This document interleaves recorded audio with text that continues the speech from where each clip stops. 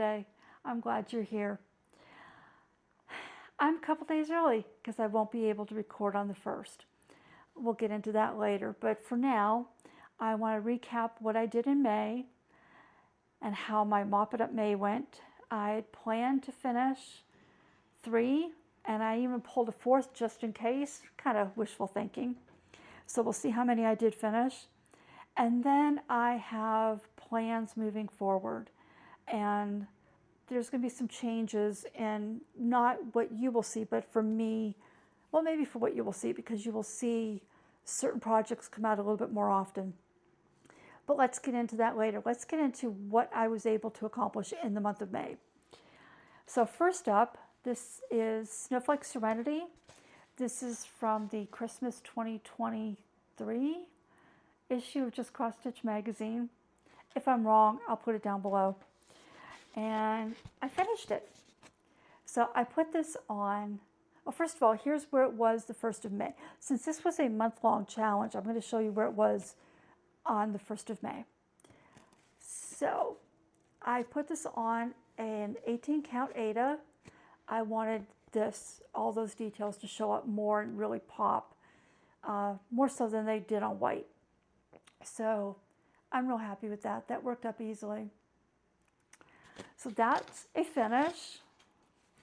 My next one, I'm kind of doing these in order of size. My next one is Dimensions. It's Feasting Frenzy. And I'm stitching this with Elisa from eCrafting in Colorado. And I didn't finish it. So here's where I got to. So before we start talking about the details, here's where it was before. And yeah, I don't know that I would have been able to finish this if I had not taken on a restoration project, a piece of furniture or not. I really got to the point, so this past Monday, I got to the point where I was just burned out. I can work for sometimes 5 days on a full coverage before I feel that urge that I have to switch, that I'm bored. And with a non-full coverage, it's usually about 2 days. So let me bring this in and show you up close. I know I backstitched these birds up here. I backstitched the top of this bird. I finished the roof. Which side? That side. I finished the roof over here. I did do a little bit of backstitch on the roof over here. I put that bird in, that bird, that bird. I think the red one was done. I finished this bird, and then everything from here down is new. So it's not too bad. Not too bad, right? So that was that. And like I said, I burned out on that Monday. My other project was a full coverage, and I just finished it last night. This is Eyes of the Forest. Artwork is by Ina Badenko. It's no longer available, but I had purchased it from mybobbin.com. And the reason it's got finished yesterday is because I ran out of 3753 that was needed up in this area, a little bit above the eye, like up in here, and I think a little bit down here. I think there were 6 stitches. I think there were 6 stitches or 7 stitches down here. So my thread finally came in. Moving here, I had a Joann's a half a mile away, and I thought, this is fantastic. I never have to worry about threads. So anytime I get low on a thread, I'll put it in an app I have on my phone. I think it's called Keep Notes. And I'll just list the numbers. And then before I go out to the store, I'll check and make sure I don't have it here in my backup stash. And if I don't, then I go down to Joann's and buy it. I had ordered online and it took forever. So let me bring her in closely and you can see some of the shading. And this uses blends. It wasn't quite half, but there were quite a few blends. And I stitched this on 18 count Aida that I dyed myself. And you can see all those details. And now I have both eyes done, not just one. So yeah, there she is. So she needs a bath so that I can get the grid lines out and make sure there's no oils from my skin or anything like that on her. And then she'll get in a frame this weekend and possibly go up on the wall. So when I burned out Monday, I was itching for full coverage when I burned out on my dimensions. And so I pulled out, believe it or not, I pulled out a full coverage that I'm removing the background, but I'm only stitching the black right now to get the details in, and then I'll go in and I won't color complete everything, just the black. So this is Brothers. This is, I'll put the name of the artist on the screen. I always forget. I can see the name, but I forget how to pronounce it. And here's where it is now. So right here will be the bottom of the design. Most of what's up here is white, so that's pretty much done. This is part of the horse, and there's a lot more black in the horse. You can see this is part of the mane that comes down over his shoulder. And basically I was somewhere around there. So this stuff was all done, and I added about 1,400 stitches since Monday night, which is crazy. Usually I can do, when I'm just working one color, and I can usually do 1,400 in an evening. I did 1,400 over the course of 3 days. Okay, so yeah, this was fun. This was just mindless stitching for me, as opposed to the dimensions where you're checking, do I need 2 threads? Do I need 3 threads? Is this a half stitch? Is this a full stitch? It just was calming, and it was different. So now we're going to talk about plans. While I've been working on restoring a dresser, and I will tell you, this dresser was bought for me in the summer of 1977. And over the years, I've redone it. And a long time ago, when I started to redo it, I never thought about taking the paint off, taking anything off. So there was a laminate on it, which was glued on from the factory. There was then a layer of stain, because that was the first thing I did. There was 2 layers of stain to get the proper coverage, and 2 layers of polyacrylic. Then the next time I painted it as sage green. I put 3 thin coats on, and then I put 2 coats of polyurethane on. The last time I painted it black. I needed 2 coats, but I also put 2 coats of polyurethane on it. So I think I figured out there's 11 coats that I'm trying to get through. And I was able to scrape off some of it, but each drawer was taking me approximately 4 to 6 hours to sand all that off and get it, because living in an apartment, I can't plug in a sander, plus I don't want the mess. Unless you have the exhaust thing hooked up to a shop vac, you're going to have dust all through your house. And there's nowhere outside that I can work. So I've done this with a piece of sandpaper in my hand and just sanded. And I don't mind that. I mean, it's nice sometimes to have things done quickly, but I enjoy the quiet. It's meditative. I'll also throw on an audiobook, but it gave me time to think about my stitching as well. Having reduced the number of projects I was working on in May to 3, I then started feeling that itch about halfway through the month of, gosh, I can't wait to be able to pull this out again. And wow, I haven't pulled this out. When's the last time I pulled that out? And I realized I hit my maximum. I exceeded my comfort zone. So let me ask you first, before we get into how I'm going to get back in my comfort zone. Do you have a certain number of whips in any craft or hobby that is your comfort zone? And is there a point when you finally realize, oops, I'm way out of my comfort zone? For me, my comfort zone is 12. And I'll tell you, the way I work on my rotation is that I can work on 8 projects. There's 4 projects, well, there's 3. There's 3 projects that I work on weekly, 1 I work on Sundays, and then I alternate every weekend. I pull out one of the other whips that has not already been worked on. And I can go, I went into detail on how I do this before, but if you do have any questions, let me know and I'll go into it next time. So I sat down and I did this in 2 parts. I figured out what 12 I could not finish this year. And I put them on an index card. This is how I used to keep track of my projects before I started adding more than 12. And this is for next year because my plan is to get down to these 12 by January 1st. And then I have little asterisks by the ones that I want to finish next year. And then under each, in pencil, because it could change, I've listed one of the charts that I own that I'd like to start. So when I finish that, I can start it. Now let's say that I really want to start, okay, Betrayal is a chart.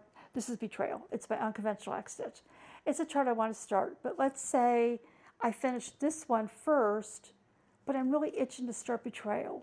Then I'll just switch them, or if something new comes out and maybe I decide that, okay, wait a minute, I want to stitch that even more than I want to stitch this. That's why that's in pencil. So this is what I want to go into 2026 with, these 12. Now that doesn't quite matter today, but in order to do that, I need to finish 7 projects, right? No, I need to finish 6. Plus I have one that I need, an ornament that I need to start and finish before Thanksgiving. That's my 7th. But I also need to UFO 3 of them. So let me show you the ones I'm going to UFO first, and then I'll show you the ones you're going to be seeing kind of frequently, because they will be the 7 main projects that I work on until they're done. So let's do the UFOs.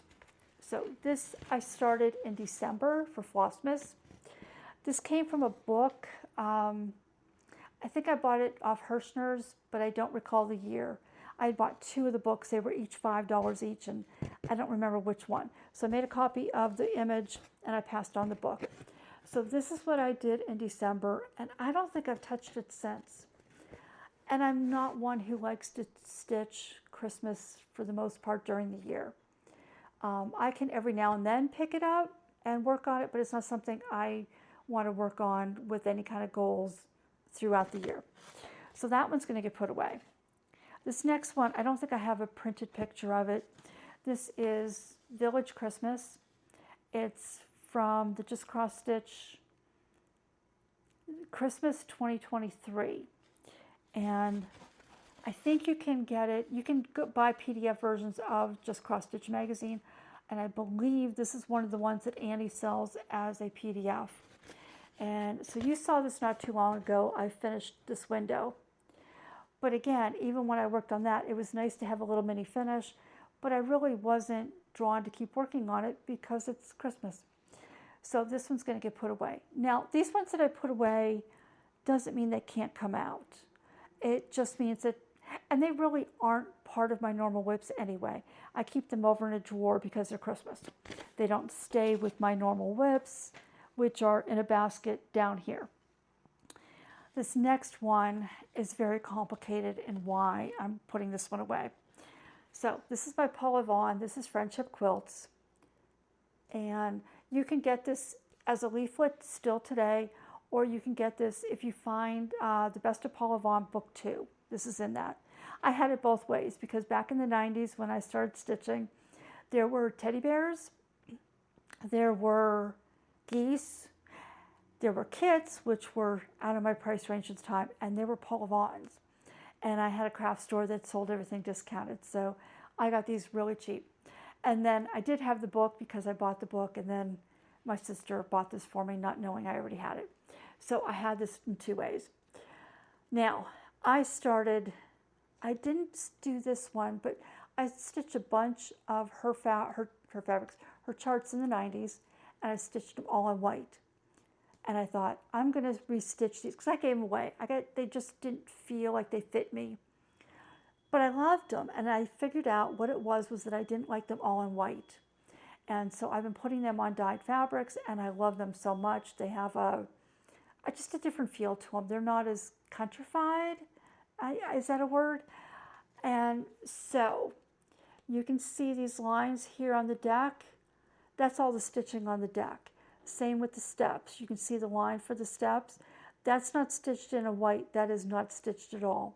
The ground, these are half stitches, but there's no, nothing else is filled in. And you can see back here, this isn't filled in, and of course up here. So I looked at that and I went, oh, I want to see the sky, and I have the perfect fabric for it. And then after I started, I went, oh crap. And so I thought about stitching this all in and making this a full coverage, and I hadn't really decided. Then I thought, hey, I'll double dip a fabric. I'll do the top half in blue and the bottom half in green. And then I went, yeah, but that means I still got to do the deck. And then I made a mistake on it. So I haven't wanted to pull this out because I've still been debating. I'm thinking this is one that is going to have to go on white, but until I decide for sure, I'm going to put it away. So that's where I had gotten to. And you can see this fabric is definitely sky, and it's just not going to work. Not unless I want to turn this into a full coverage and rechart the whole bottom of it. So I'm going to put that away until I decide what I'm going to do with it. So those are the 3 UFOs, and not too bad. So now, the reason I'm recording before I get into the 7, because I have something to show you here separate. The reason I'm stitching today and not Saturday is my granddaughter's coming down. So my oldest granddaughter comes down every summer for a couple weeks or so. She's coming tomorrow and she's staying for 3 weeks. So I have a project that I'm going to, this is life support, and I'm working on the bottom, and I'm almost to the point where it's solid black. So I'm going to take, and I have 3 projects. It's not a hard, fast rule for June, but while she's here, I'm probably going to work on these 3 because they're easy. They're things I can pick up and put down. Like being a teenager, I tend to wake up before she does, or at least I have in the past. And so in the morning, I'll be quiet and I'll stitch and I'll let her sleep. So something like this, where I can get a lot done real quickly, will make me feel good instead of something where I'm changing colors and I need all my floss. So this you will see in July. Now, that doesn't have a plan to finish. That is on my card for 2026. That's one of my 12. This one will also come out. This will be part of my, you know, I can just throw the black with it and I can stitch. So this is Brothers, and this will come out. This will be finished this year. As you see, I'm being very, very, pointed about that because I need to get down to my 12 whips. So that is going to be one of my 7 that I'm going to finish. Another one that I'm going to finish, while I didn't get it done in May, I'm pretty close. I mean, the entire top half is gone, is done. And then the bottom, there's a couple birds. There's a bird over here. There's, I think, one more bird. There's a hanging, like, suet feeder. And then there's, like, peanuts strung. But there's not a lot. I mean, I've reached the bottom. I'll have to do the back stitch. But, yeah, I have to put the rest of this tray in where the bird seat is. But that's going to be easy enough to finish. And I'll give this, 2 days at a time and come back to it. So you'll be seeing that one. The next one that will be finished this year and will also be something that I can work on while my granddaughter is here because there's a lot of block stitching is The Office. This is by Stitch Area. Oh, I didn't tell you who Life Support is. The artwork is by Giuseppe Maccone, and it's charted by Stitching Moon Designs on Etsy. Sorry about that. And the fabric is a 20 count Aquarius by Color and Cotton. Yeah, I haven't been telling you fabrics. I'm sorry. Like I said, I always put all of that information at the bottom. So this is my office. So I'm almost to the top, and I'm pretty close to the bottom. So I just have to fill it in.